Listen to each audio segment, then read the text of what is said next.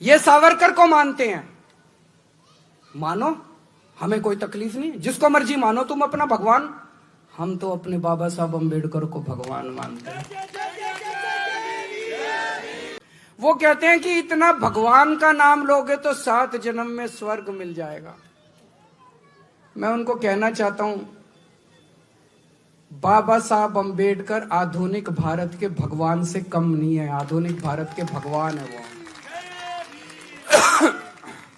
मुझे नहीं पता मरने के बाद स्वर्ग मिलता है कि नहीं मिलता, लेकिन जैसा भी संजय सिंह जी ने कहा कि अगर बाबा साहब अम्बेडकर नहीं होते और बाबा साहब अम्बेडकर ने यह संविधान नहीं बनाया होता, तो भाई साहब आज इस देश के अंदर दलितों का, वंचितों का, पिछड़े लोगों का जीना मुश्किल हो जाता।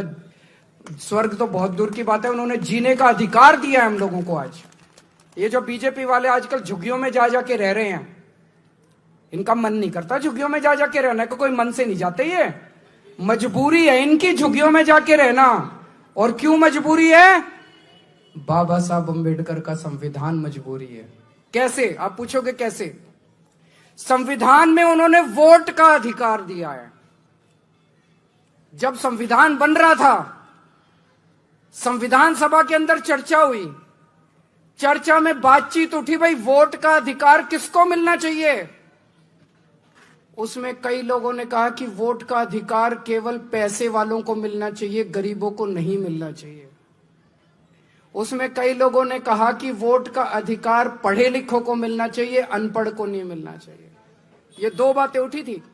एक तो ये कि गरीबों को नहीं मिलना चाहिए, और एक ये कि अनपढ़ लोगों को नहीं मिलना चाहिए। बाबा साहब अम्बेडकर अड़ गए संविधान सभा में।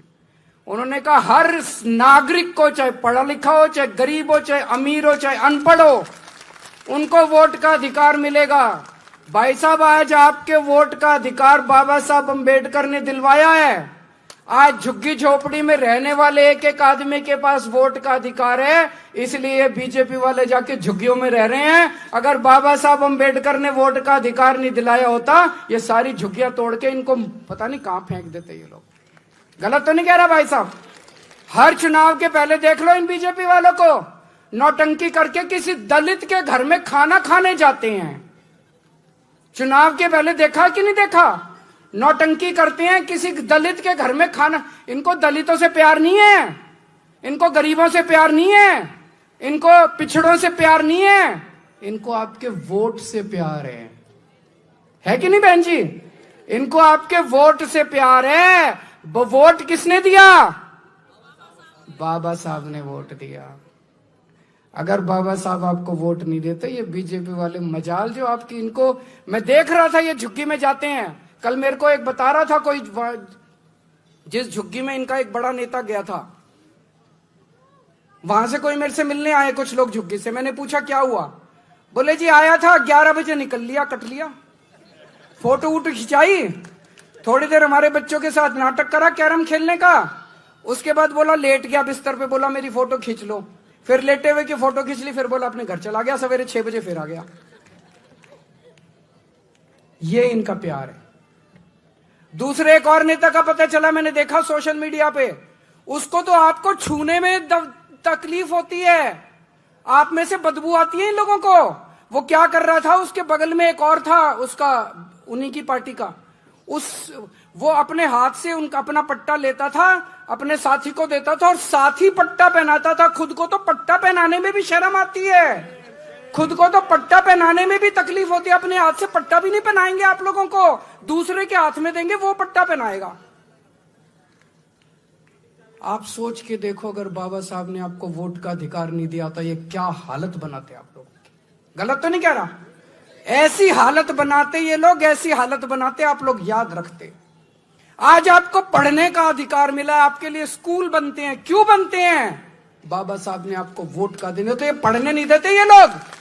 मजाल जो आपके अपने समाज को, पिछड़ों को, दलितों के लिए इसको स्कूल में नहीं घुसने देते। अंग्रेजों के टाइम में बाबा साहब का जीवन उठा के देख लो आप।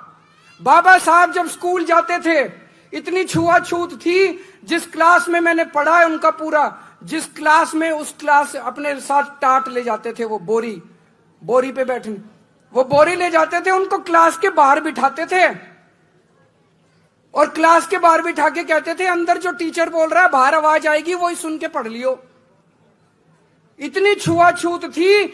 आज हमारे भारत में ये छुआछूत खत्म नहीं होती अगर बाबा साहब आपको वोट का अधिकार नहीं देते।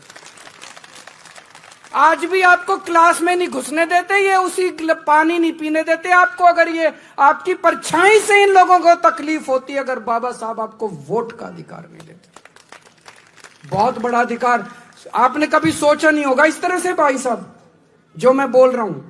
आज सरकारी नौकरियां मिलती हैं अपने लोगों को, अपने लोग विधायक बनते हैं, मंत्री बनते हैं। क्यों? बाबा साहब के संविधान की वजह से। तो मैं अमित शाह जी को कहना चाहता हूं, अमित शाह जी मुझे नहीं पता आपका भगवान कौन है, हमारे भगवान तो बाबा साहब अम्बेडकर है।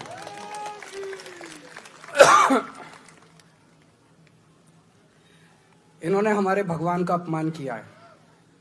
ये सावरकर को मानते हैं, मानो, हमें कोई तकलीफ नहीं, जिसको मर्जी मानो तुम अपना भगवान।